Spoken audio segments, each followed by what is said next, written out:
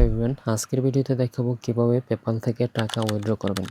তো টাকা উইথড্র করার জন্য আপনি যে কোনো ব্রাউজার অথবা পেপালের যে মোবাইল অ্যাপস আছে ওটা থেকে পেপালে লগ ইন করে নিন।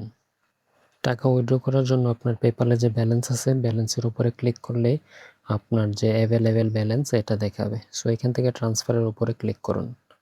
ট্রান্সফারে ক্লিক করার পর আপনার একটি নতুন উইন্ডো ওপেন হবে এবং এইখানে আপনি কত টাকা উইথড্র করতে চান সেই অ্যামাউন্টটা লিখে দিতে হবে। আপনি যত ডলার উইথড্র দিতে চান সেই পরিমাণটা এইখানে লেখার পর দুইটা অপশন পেয়ে যাবেন।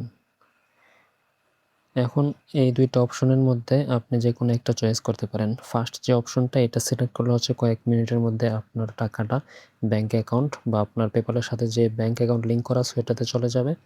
আর যদি আপনি স্ট্যান্ডার্ড মেথড সিলেক্ট করেন তাহলে টাকাটা যাইতে আপনার 2 থেকে 3 দিন সময় লাগতে পারে। এইখানে দেখতে পাচ্ছেন যে আমার একটা ওয়ার্নিং দেখাচ্ছে রেড কালারের, যেখানে বলছে যে আমার ব্যাঙ্ক অ্যাকাউন্টের নাম এবং পেপালের নাম সেম না। এটা দেখাচ্ছে, তারপরে আমি উইথড্র দেবো কারণ আমি কনফার্ম আমার যে ব্যাঙ্ক অ্যাকাউন্টের লিঙ্ক করা আছে ওইটা আমার। সো আপনি অবশ্যই এখানে কনফার্ম হয়ে নেবেন যে ব্যাঙ্ক অ্যাকাউন্টটা ঠিক আছে কিনা। সো এরপর নেক্সট স্টেপে হচ্ছে আপনার ফোনে অথবা আপনার অথেন্টিকেটর যে অ্যাপ আছে সেখানে একটা ওটিপি চলে যাবে।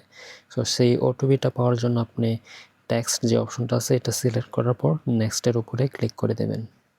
সো এখন যে ওটিপির বক্সটা আছে এখানে হচ্ছে আপনার ফোনে যে টেক্সটের মাধ্যমে ওটিপি কোডটা দেওয়া হয়েছে সেই কোডটা জাস্ট এখানে বসিয়ে দেবেন, তারপর সাবমিটে ক্লিক করে দেবেন। সাবমিটে ক্লিক করার 2 থেকে 3 মিনিটের মধ্যেই হচ্ছে আপনার ডলারটা আপনার ব্যাঙ্ক অ্যাকাউন্টে অ্যাড হয়ে যাবে।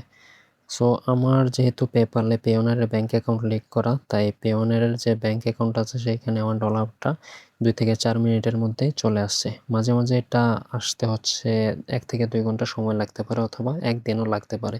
সো চিন্তার কোনো কারণ নাই, জাস্ট ওয়েট করুন এবং আপনার ব্যালেন্সে যখন টাকা যাবে তখন হচ্ছে ওইটা আপনি পেওনার থেকে বিকাশ বা অন্য বাংলাদেশি ব্যাংকে উইথড্র দিতে পারবেন।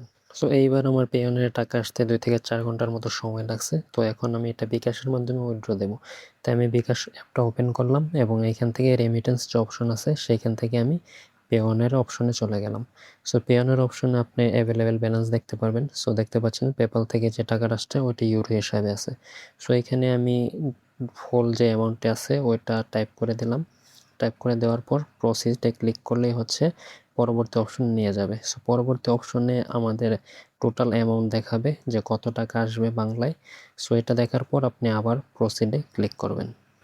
সো এখান থেকে আবার প্রসিডে ক্লিক করার পর আমাদেরকে নতুন একটা পেজ ওপেন হয়ে যাবে। সো এই পেজে হচ্ছে আমাদের যে অথেন্টিকেটর অ্যাপস আছে সেইখান থেকে একটা কোড দিতে হবে। সো এটা হচ্ছে আপনার ফোনের SMS-এও যেতে পারে অথবা কলও যেতে পারে। সো আমার যেহেতু অথেন্টিকেটর অ্যাপ অ্যাড করা, সো আমার অ্যাপস থেকে কোডটা নিয়ে জাস্ট আমি এখানে বসিয়ে দিলাম। সো কোডটা বসিয়ে দেওয়ার পর কিন্তু আমার রেমিটেন্স যে উইথড্রটা এটা সাকসেসফুল হয়ে গেছে এবং অল্প কিছুক্ষণের মধ্যে হচ্ছে এটা আমার বিকাশ ব্যালেন্সে অ্যাড হয়ে যাবে।